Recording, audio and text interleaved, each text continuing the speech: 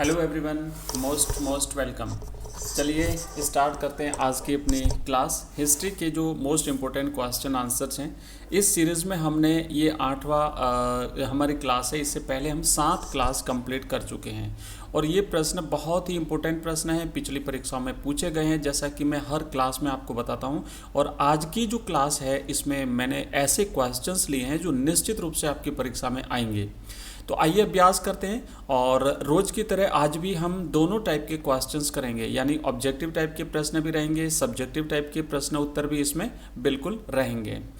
तो शुरुआत करते हैं पहले क्वेश्चन से। प्रश्न ये है कि मनके बनाने के लिए कौन सी बस्ती प्रसिद्ध थी। बच्चों, हड़प्पा और मोहनजोदड़ो जो हड़प्पा सभ्यता के दो बड़े केंद्र थे। इसके अलावा बहुत सारे छोटे स्थल भी थे जो अपनी विशिष्टताओं के लिए जाने जाते थे, जो अपने विशेष कार्य के लिए जाने जाते थे, और वो कार्य जो है वो अलग अलग प्रकार के थे। तो बात हो रही है कि मनके बनाने के लिए कौन सा केंद्र था, मोहनजोदड़ो, बनावली, धौलावीरा या चन्नूदड़ो। तो बच्चों करेक्ट आंसर रहेगा चन्नूदड़ो। चन्नूदड़ो अब मनके बनाने के लिए जाना जाता था। धौलावीरा जो कि गुजरात में स्थित था और ये जल प्रबंधन के लिए जाना जाता था, यहाँ पर तालाबों से सिंचाई होती थी। बनावली हरियाणा में है, जहाँ पर हल से जुते हुए खेत के मिट्टी के हल का एक प्रतिरूप मिला हुआ है, और हल से जुते हुए खेत के प्रमाण तो कालीबंगा में मिले हैं। मोहनजोदड़ो जो कि सबसे बड़ा केंद्र था हड़प्पा सभ्यता का। तो इस तरीके से ये चारों जो केंद्र हैं ये अपनी अलग अलग पहचान रखते हैं, अलग अलग विशिष्टताओं के लिए जाने जाते हैं। आपको चारों को याद रखना है क्योंकि किसी न किसी तरीके से इन चारों पर प्रश्न बन सकता है। नेक्स्ट है हमारा दूसरा प्रश्न, महाभारत के समालोचनात्मक संस्करण से संबंधित एक अत्यंत महत्वाकांक्षी परियोजना किस वर्ष प्रारंभ हुई थी। बच्चों, महाभारत का समालोचनात्मक संस्करण तैयार करवाने के लिए एक महत्वाकांक्षी परियोजना की शुरुआत हुई थी, और इस परियोजना की शुरुआत 1919 में हुई थी, जिसमें जितने भी महाभारत से रिलेटेड जो ग्रंथ थे, जो पांडुलिपियाँ थी और जहाँ से जानकारी मिल सकती थी, उन सब का संकलन किया गया। और वी.एस. सुखतांकर के नेतृत्व में इस परियोजना की शुरुआत 1919 में हुई थी। तो अच्छी तरह से याद रखेंगे, मोस्ट इंपॉर्टेंट प्रश्न है। इससे रिलेटेड या इससे मिलता जुलता दूसरा भी प्रश्न कई बार पूछा गया है और बार बार ये पूछे जाने वाले प्रश्न है, इसीलिए आप लोग इसे ढंग से याद करें। नेक्स्ट है तीसरा प्रश्न, जनपद शब्द का प्रयोग हमें किन दो भाषाओं में मिलता है। जनपद शब्द का प्रयोग बच्चों हमें प्राकृत और संस्कृत भाषाओं में मिलता है। संस्कृत हमारी प्राचीन भाषा है और सभी भाषाओं की जननी है, और साथ ही साथ प्राकृत भाषा जो है ये उस समय की भारत की जन भाषा हुआ करती थी। तो इसीलिए प्राकृत एवं संस्कृत ये दोनों ही भाषाओं में हमें जनपद शब्द का प्रयोग देखने को मिलता है। चौथा प्रश्न है, बराबर या बारबरा की गुफाएं किस राज्य में स्थित हैं। ये प्राचीन गुफाएं बहुत ही महत्वपूर्ण हैं, इतिहास में एक अपना विशिष्ट स्थान रखती हैं, और बच्चों ये बिहार राज्य में स्थित हैं, बराबर या बारबरा की गुफाएं।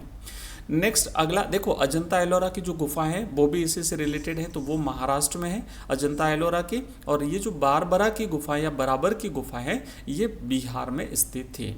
पांचवा प्रश्न है बच्चों, इब्न बतूता के अनुसार मोहम्मद बिन तुगलक ने किससे प्रसन्नता से 1,00,000 टके तथा 200 दास दिए थे। यानी इब्न बतूता ने अपना जो ग्रंथ है रिहला, उस रिहला ग्रंथ जो कि उसने अरबी भाषा में लिखा है, उस ग्रंथ में ये लिखा है कि मोहम्मद बिन तुगलक जो उस समय शासक था दिल्ली का, तो उसने जो है वो नसरुद्दीन को 1,00,000 टका, टका का मतलब होता है मुद्रा, है ना, पैसे, और साथ ही साथ 200 दास जो है वो दिए थे। तो ये उल्लेख मिलता है, तो राइट आंसर रहेगा बच्चों इसका नसीरुद्दीन।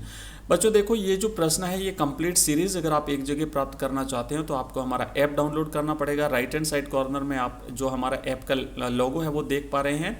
इस लोगो का ऐप आपको प्ले स्टोर पर मिलेगा, साथ ही साथ इस वीडियो के डिस्क्रिप्शन में लिंक दिया हुआ है। आप हमारे व्हाट्सएप ग्रुप, टेलीग्राम चैनल को भी ज्वाइन कर सकते हैं, जिसका लिंक इस वीडियो के डिस्क्रिप्शन में दिया हुआ है। आपको हमारे यहाँ पे सभी सब्जेक्ट्स जो है वो मिल जाएंगे, जैसे हिंदी कंपलसरी, हिंदी, साहित्य, इंग्लिश, हिस्ट्री, पॉलिटिकल साइंस, ये सारे सब्जेक्ट्स आपको यहाँ पे मिल जाएंगे। तो साथ ही साथ हमारी जो लाइव क्लास होती है वो शाम को 8 बजे होती है, लाइव क्लास भी आप ज्वाइन कर सकते हैं। आइए आगे बढ़ते हैं और नेक्स्ट देखते हैं छठा प्रश्न। स्तंभरारी बंदोबस्त सबसे पहले लागू किया गया, कहाँ पे लागू हुआ था ये? बंगाल में, मद्रास में, बम्बई में या जयपुर में? तो बच्चों बंगाल में स्तंभरारी बंदोबस्त 1773 ईस्वी में लागू हुआ, 1793 ईस्वी में लागू हुआ था। स्तंभरारी बंदोबस्त जो कि एक भू राजस्व की व्यवस्था होती थी और इसमें जमींदार जो है वो राजस्व इकट्ठा करके किसानों से, काश्तकारों से, और या जिसे रैयत भी हम कहते हैं, तो उनसे इकट्ठा करके और वो सरकार को जमा कराते थे। तो इसमें जो है वो बीच की भूमिका जमींदारों की हुआ करती थी, मध्यस्थ जो है वो जमींदार हुआ करते थे।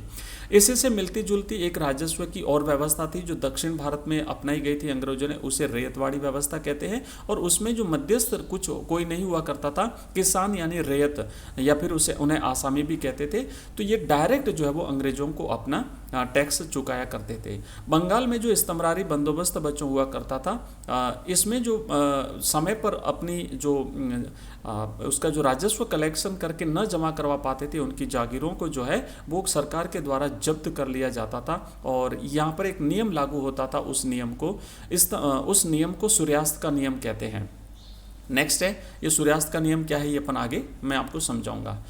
7वां प्रश्न है कि बर्नियर ने अपनी प्रमुख कृति को फ्रांस के किस शासक को समर्पित किया था? तो बच्चों ये जो बर्नियर है, फ्रांसवा बर्नियर, ये फ्रांस का निवासी था और जब ये भारत यात्रा पर आया था तो इसने एक किताब लिखी थी, ट्रेवल्स इन मुगल एम्पायर। और जब ये वापस फ्रांस गया तो वहाँ पर उसने अपनी एक किताब वहाँ के शासक लुई 14वें को समर्पित की थी, है ना। लुई 14वां वहाँ का शासक था, उसको अपनी इस किताब को समर्पित किया था उसने। याद रखिएगा, लुई 14वां, ये ऐसे रोमन लैंग्वेज में लिखा हुआ 10 है, ये 1 है, ये 5 है, तो 5 में से 1 गया तो 4, तो ये 10 और 4 14। नेक्स्ट है, travels in the Mughal empire क्या है? अभी अभी देखो हमने बात करी थी कि ये जो बर्नियर था, फ्रांसवा बर्नियर, इस फ्रांसवा बर्नियर ने अपनी किताब लिखी थी जो travels in the Mughal empire के नाम से जानी जाती है। तो ये बर्नियर के द्वारा रचित ग्रंथ है और इसी ग्रंथ को फ्रांसवा बर्नियर ने जब वो फ्रांस गया तो फ्रांस के शासक लुई 14वें को समर्पित किया था।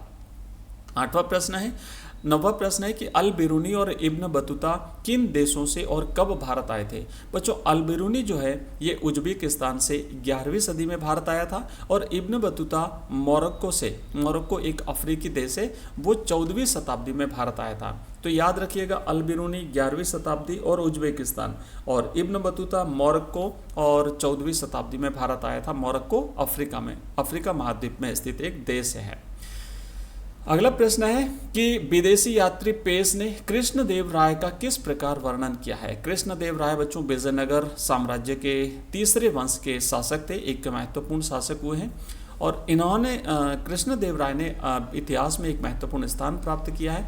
इनके बारे में विदेशी यात्री पेश ने लिखा है कि उनका कद मंझला था, गोरा रंग था, अच्छी काठी थी, कुछ मोटा था और राजा के चेहरे पर चेचक के दाग थे। ऐसा वर्णन पेश ने कृष्णदेव राय के बारे में किया है।